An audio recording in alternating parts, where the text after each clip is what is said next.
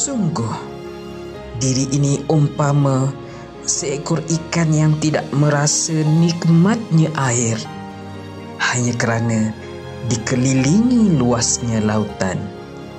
Sungguh, diri ini hanya seorang manusia yang dikelilingi dan diselaputi pelbagai jenis nikmat, hingga luput sudah rasa berterima kasih, hingga kabur sudah mata hati daripada melihat pada Yang Maha Pengasih. Ya Allah, ya Tuhanku, bantu aku untuk berterima kasih kembali. Bantu aku untuk kembali melihat nikmat-Mu yang membaluti dan meliputi. Amin. Amin ya Rabbal Alamin. Kenapa masih ingkar? Allahu Akbar. Assalamualaikum warahmatullahi wabarakatuh. Alhamdulillahi Rabbil Alamin. Assalatu wassalamu ala ashrafil anbiya'i wal mursalin Sayyidina wa maulana Muhammadin wa ala alihi wa sahbihi ajma'in.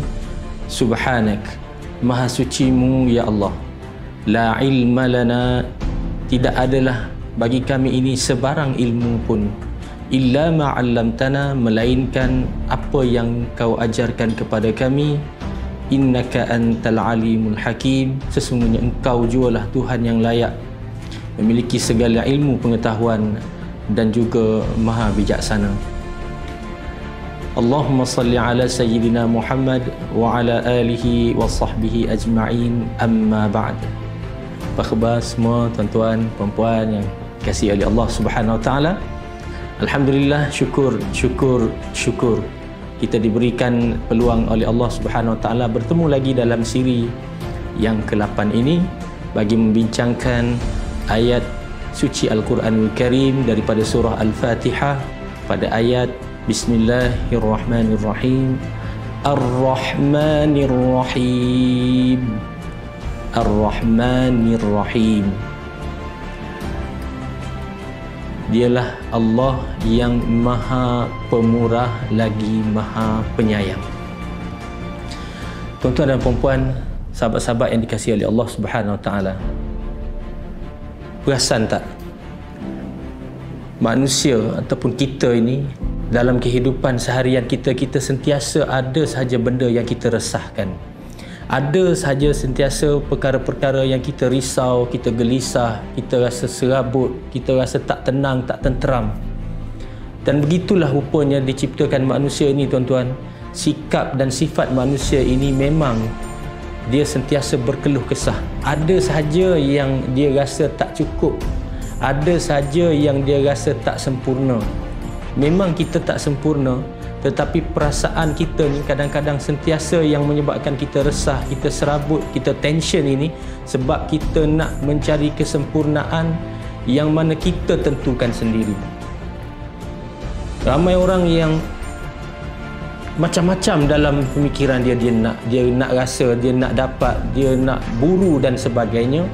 Namun kalau kita lihat dalam kehidupan kita sehari-hari, manusia ini apabila dia diberikan satu perkara, dia akan rasa perkara itu lama kelamaan biasa dan dia akan impikan satu perkara yang lebih ke depan lagi yang dia nak. Saya bagi contoh, waktu saya belajar dululah, mungkin daripada SPM tak ada apa-apa sangat lah, kita kata duit poket pun ayah bagi, Alhamdulillah, tapi bagi cukup-cukup makan lah, pergi sekolah, balik sekolah mungkin dalam paling banyak dalam RM10 begitu. Dalam hati rasa, oh bestnya kalau ada dalam RM200-300 sebulan. Bila masuk ke IPG ataupun Institut Pendidikan Guru, dapat allowance, subhanallah, hebat, excited masa tu, RM345. Rasa dunia ini ana yang punya. Tapi sekejap aja rupanya, bila dengar saja ada berita allowance nak dinaikkan kepada 600, mula rasa tak tenteram dan tak lena tidur dah. Duk tunggu 600 tu. Bestnya kalau dapat 600 sebulan. Siapa nak bagi free-free. Bila dapat 600, tak sabar pula nak habiskan degree sebab nak kerja cepat-cepat. berapa masa tu? Dalam lebih kurang dalam 1900 starting. Wah, memang tak lena tidur lah. Duduk tunggu gaji pertama ni. Kan? Dan begitulah keadaan hidup hari demi hari. Sentiasa rasa apabila gaji yang pertama pun dapat, masih lagi tak cukup, sebab akan ada apa lagi benda yang baru untuk kita tambah. Dan inilah sifat manusia. Sifat manusia tidak pernah rasa cukup, tidak pernah rasa nikmat.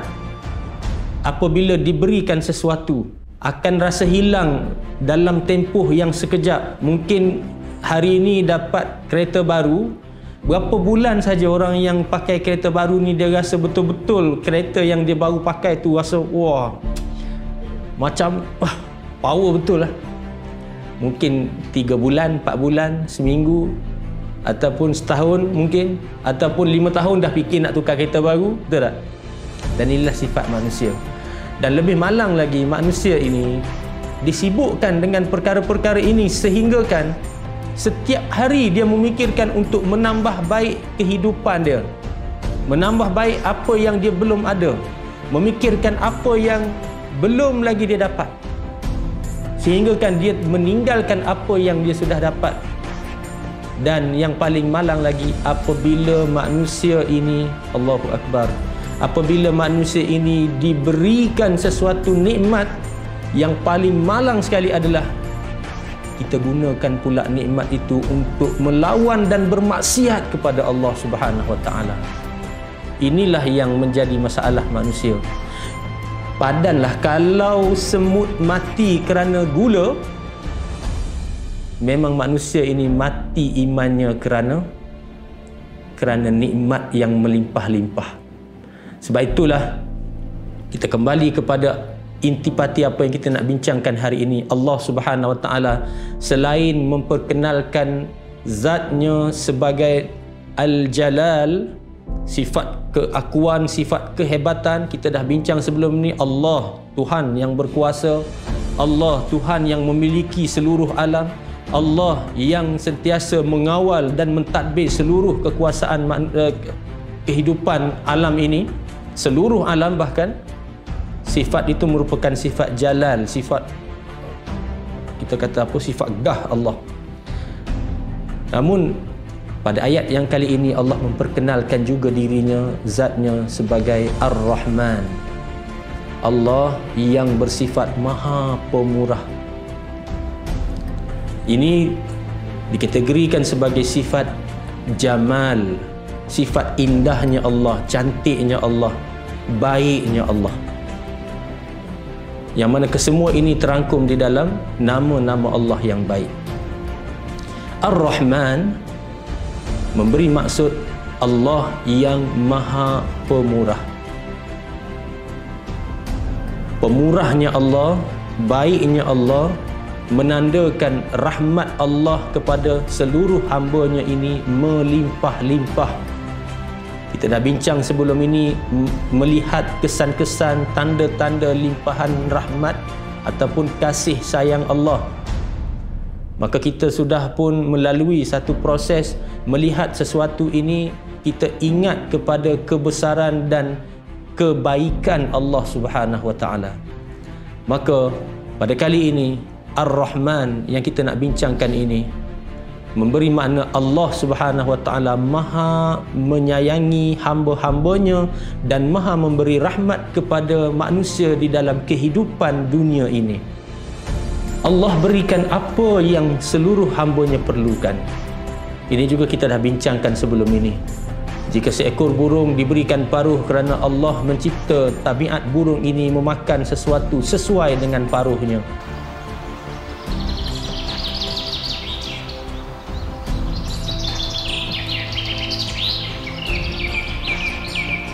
Allah menciptakan sayap bagi seekor burung sesuai dengan keperluan sayapnya itu untuk dia terbang. Begitu juga pada manusia, Allah ciptakan mata, tangan, kaki sepadan dengan apa yang kita perlukan, tidak kurang dan tidak lebih. Sangat-sangat baik Allah Subhanahu Wa Taala kepada kita.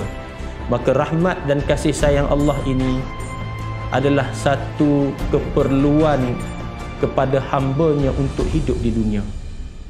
Maka kita kenali sama-sama pada kali ini bagaimanakah Allah merahmati makhluk-makhluk dan hamba-hamba-Nya di dunia, dalam kehidupan alam dunia ini. Tuan-tuan dan puan-puan, saudara-saudari, sahabat-sahabat yang saya kasih sekalian, Allah Subhanahu wa taala menguruskan rezeki kepada seluruh manusia, seluruh alam, seluruh makhluk ciptaan. Namun pada manusia yang diciptakan sebagai insan yang dipilih oleh Allah, diberikan tanggungjawab, maka Allah Subhanahu wa taala melimpahkan kasih sayang rahmat-Nya kepada manusia ini dalam pelbagai bentuk yang memudahkan kita untuk mengenal Allah Subhanahu wa taala. Sebab itu kambing tidak diciptakan untuk beribadah kepada Allah. Sebab itu dia tidak diberikan alat untuk dia makin kenal, makin dekat, makin sayang Allah. Seekor gajah, dia tidak diberikan alat untuk dekat dengan Allah, untuk beribadah. Sebab tu dia tak perlu solat, dia tak perlu berzikir, dia tak perlu diberikan tanggungjawab dosa dan pahala. Sebab itu kita tengok kalau ayam, dia boleh pergi merayau merata-rata, dia boleh makan apa saja, dia tak rasa bersalah pun. Tetapi kalau manusia, hidupnya hari-hari berfikir bagaimana apa yang aku nak makan hari ini, namun tak kisah apa yang Allah bagi aku makan ataupun apa yang Allah benarkan aku makan dan apa yang Allah tak benarkan aku makan, dalam arti kata halal dan haram tak diambil kira, maka sesungguhnya kita lebih teruk daripada haiwan tadi. Kenapa tuan-tuan? Sebab pada manusia Allah berikan rahmat untuk mendapat akal, fikiran dan hati. Akal, fikiran dan hati inilah yang memandu manusia menjadi raja dan penasihat kepada seluruh jasad manusia untuk bertindak sebagaimana yang Allah Subhanahu wa taala kehendaki dalam kehidupan kita. Allahu Akbar. Maha baik Allah. Allah beri kepada kita tanggungjawab yang besar sebagai khalifah Allah. Allah beri kepada kita tanggungjawab yang besar. Kalau kamu buat sesuatu yang tak kena dengan apa yang aku perintah, aku akan azab di dalam api neraka. Namun di situ rahmat Allah Subhanahu wa taala, Allah sediakan keperluan untuk hamba-Nya menggunakan kehidupan ini sesuai dengan apa yang Allah perintah. Apa dia tuan-tuan? Allah beri kepada kita akal, fikiran dan juga hati. Maka ketika mana satu tangan nak ambil satu barang yang bukan hak milik dia, ada dua benda sedang berfungsi dalam badan dia, tanda Allah sayang pada dia, Allah beri kepada dia akal dan hati, iaitu dia terlintas untuk berfikir sejenak. Dia terlintas untuk merasakan tak sedap dan tak kena dengan tindakan dia. Justru akal akan memberi nasihat, akal akan berfungsi. Benda ni baik ke tak baik? Sebagai contoh, akal berfungsi bila kita nak buat satu benda yang jahat. Contohnya kita nak pukul orang. Kadang-kadang akal kita ni, kita boleh terima juga sebenarnya orang yang jenis kaki pukul ni, suka pukul orang sana, pukul orang sini. Dia suka tak kalau isteri dia dipukul oleh orang lain? Sudah tentu dia pun jawab, akal dia menjawab tak suka. Kalau dia mencuri barang orang lain, akal dia boleh terima tak? Kalau orang lain curi barang dia, dia suka ke tak suka? Sama, dia tak suka. Maka akal berfungsi untuk memberi nasihat. Dan hati ini apabila dia sentiasa dekat dengan Allah, hati ini akan sentiasa menjadi pelindung kepada kita nak buat. Sebab apa? Bila kita nak buat, tak sampai hati. Nampak? Tak sampai hati inilah tanda seorang hamba sedang mengingati rahmat daripada Tuhan dia. Allah dah bagi aku macam-macam, aku tak sampai hati nak buat maksiat kepada Allah. Aku tak sampai hati nak buat jahat dengan Allah. Aku tak sampai hati nak mengkhianati janji aku dengan Allah. Aku kata aku nak hidup, nak jadi hamba Allah. Tiba-tiba aku tak berfungsi sebagai hamba, tetapi aku berfungsi sebagai orang yang melawan Tuhan dia. Maka hati inilah yang sentiasa berfungsi untuk memberi nasihat kepada kita.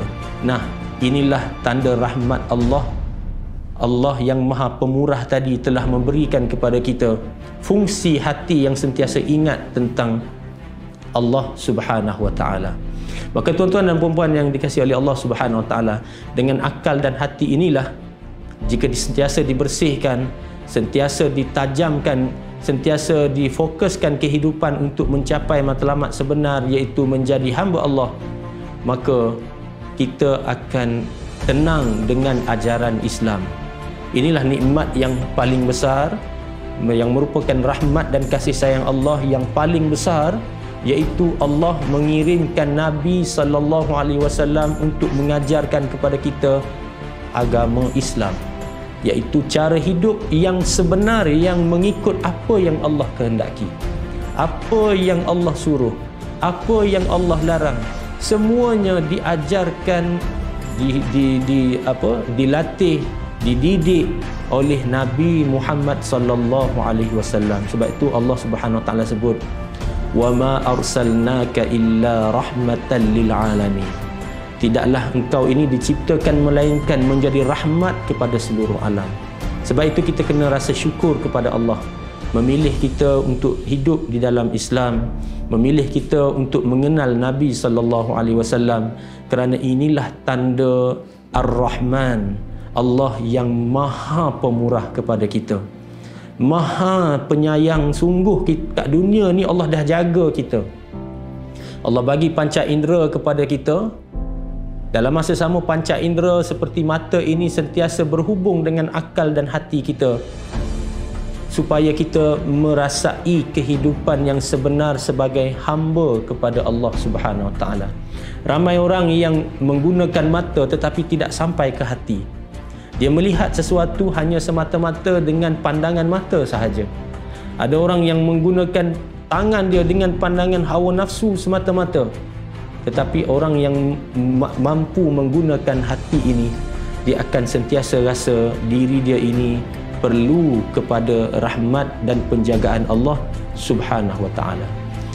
Tuan-tuan dan puan-puan yang dirahmati Allah, maka mata, tangan, kaki, apa sahaja yang ada pada badan kita ini ataupun anggota badan kita ini, semuanya adalah merupakan penghubung antara rasa diri sebagai hamba dengan rasa bertuhankan Allah Subhanahu wa taala. Maknanya mata kita ini perlu rasa sentiasa ada connection dengan ibadah. Tangan kita ini sentiasa ada hubungan dengan Allah Subhanahu wa taala. Lidah kita ni, ya Allah, guna macam-macam. Kita duk caci maki orang, kita duk membawang orang. Kita tak rasa bersalah dengan lidah kita, yang mana Allah dah sediakan lidah ini untuk memperbanyakkan zikir, tetapi kita memperbanyakkan maksiat kepada Allah Subhanahu wa taala. Allah suruh kita gunakan lisan kita untuk menuturkan kata-kata baik yang menenangkan hati orang. Tiba-tiba lidah kita dipenuhi dengan kalimah-kalimah yang meresahkan, menyakiti hati orang. Adakah ini sesuai dengan apa yang Allah perintahkan? Adakah ini menunjukkan kita bersyukur dengan rahmat Allah Subhanahu wa taala? Adakah ini tanda kita membalas kasih sayang Allah Subhanahu wa taala? Tuan-tuan dan puan-puan, sebab itu bila kita melafazkan, membaca Ar-Rahmanir Rahim, bila kita sampai kepada kalimah Ar-Rahman, rasakan dalam diri Allah sedang memberi peringatan kepada kita. Allah sedang memberi satu reminder kepada kita. Allah sedang memberikan sentuhan ingatan kasih sayang kepada kita. Kenapa masih ingkar? Allahu Akbar. Kenapa kamu masih ingkar dengan rahmat Allah? Kenapa kamu masih ingkar sedangkan kamu tahu Allah ni maha sayang, maha baik kepada kamu selama ini? Kenapa kamu rasa kamu sentiasa nak lari, nak jauh, nak pergi daripada Allah, tak perlu kepada Allah? Kenapa masih ingkar? Maka apabila manusia ini tidak merasakan hubungan panca indera dan segala rahmat, segala pemberian Allah yang melimpah-limpah, yang banyak kita sudah bincangkan ini, sebagai tanda Allah nak suruh kita dekat dengan dia. Kalau tak rasa lagi benda ini, maka patutlah kalau kita tak malu untuk mengeluh dalam hidup kita.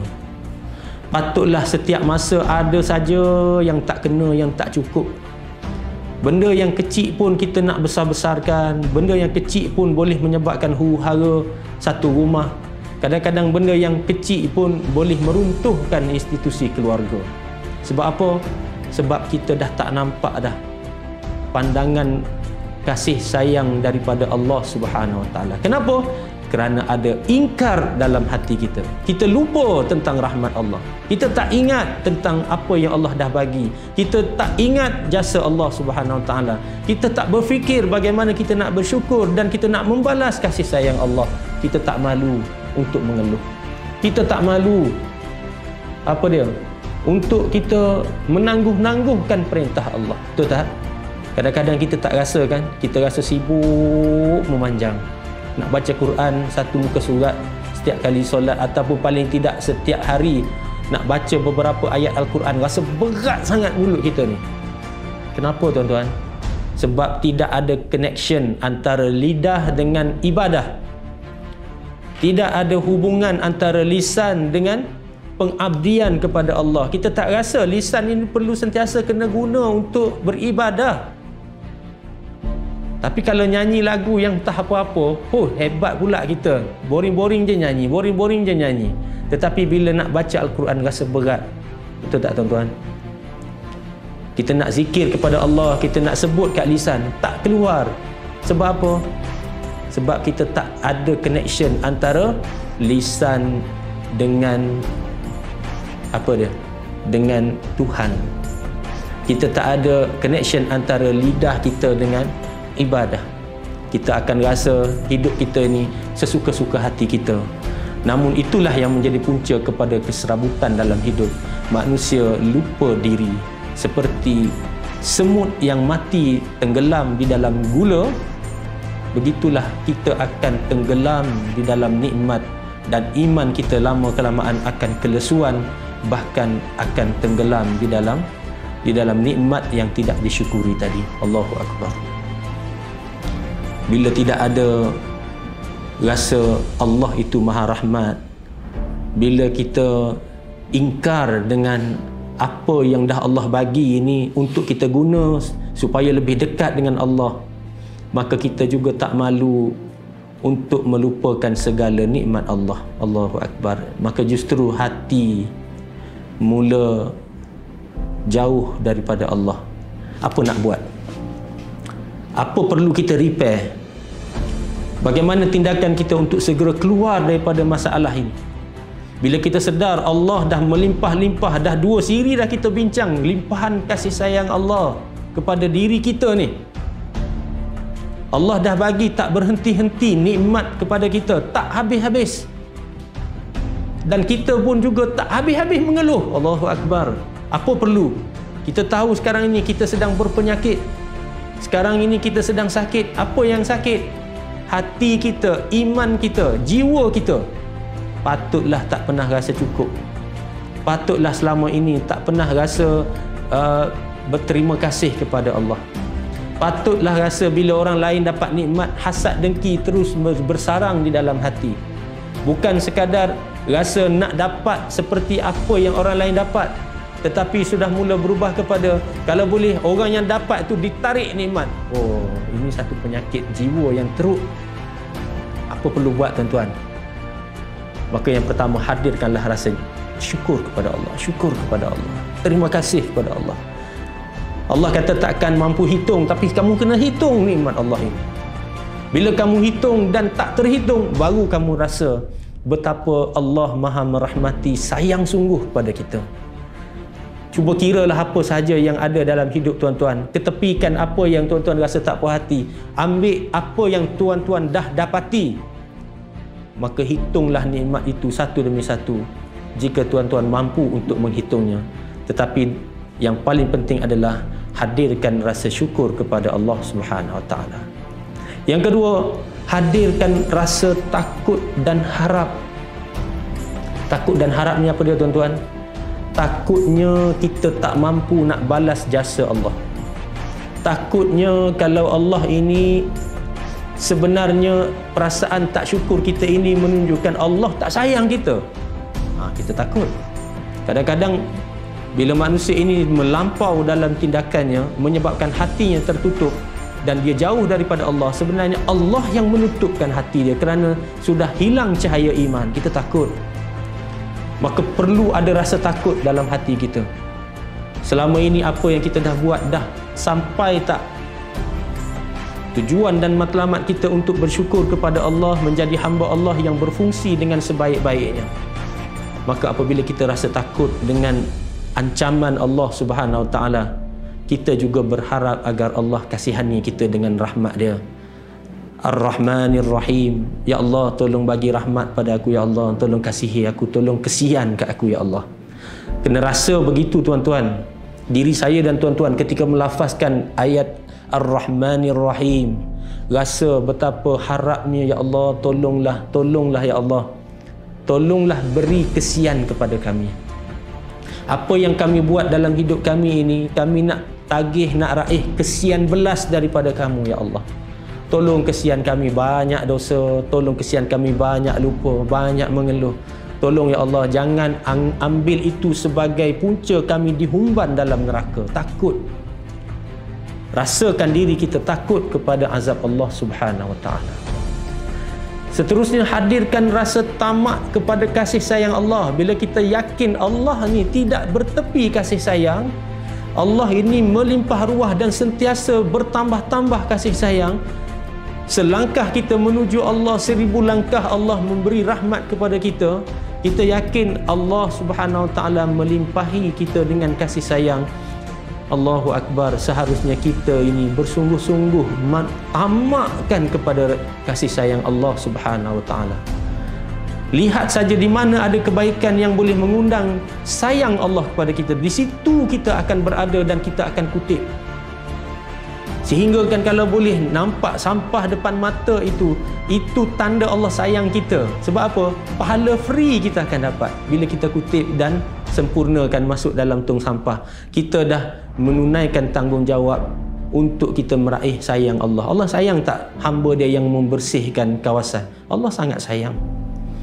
Sebab itu kita tak rasa beban bila kita terpaksa sebelum ini jaga anak, rasa berat, rasa terbeban. Bila kita rasa inilah tanda kasih sayang Allah nak bagi pada kita. Kalau orang lain tak dapat anak, Allah bagi kita anak untuk kita bersyukur. Kita jaga anak kita dengan baik. Hilang dah rasa mengeluh kita tadi. Allahu Akbar, nikmatnya apabila kita dapat mengubati jiwa kita dengan rasa syukur, dengan rahmat Allah Subhanahu Wa Taala. Seterusnya, hadirkan rasa keinginan untuk tidak putus-putus berzikir kepada Allah. Yang ini satu perkara yang Nabi ajarkan kepada kita. Ada satu doa yang Nabi ajarkan kepada kita. Allahumma a'inni ala zikrika wa syukrika wa husni ibadatik. Allahumma, wahai Tuhan, a'inni, tolong bantu aku ya Allah, ala zikrika, supaya lidah aku, hati aku, perbuatan aku, setiap gerak-geri anggota aku sentiasa dapat ingat kepada kamu. Aku tengok matahari, aku ingat Allah kerana Allah yang ciptakan matahari. Aku lihat burung-burung terbang, aku ingat Allah, dialah Tuhan yang menciptakan sayap kepada burung-burung yang terbang. Lihat apa saja di depan kita, kita nampak apa dia rahmat Allah Subhanahu Wa Taala. A'inni ala zikrika, bantu ya Allah supaya hidup hati aku dengan zikir. Wa syukrika, dan sentiasa bersyukur kepada rahmat Allah. Wa husni ibadatik, dan juga sentiasa menjadi hamba yang baik di sisimu. Ya Allah, ya Rahman, ya Rahim.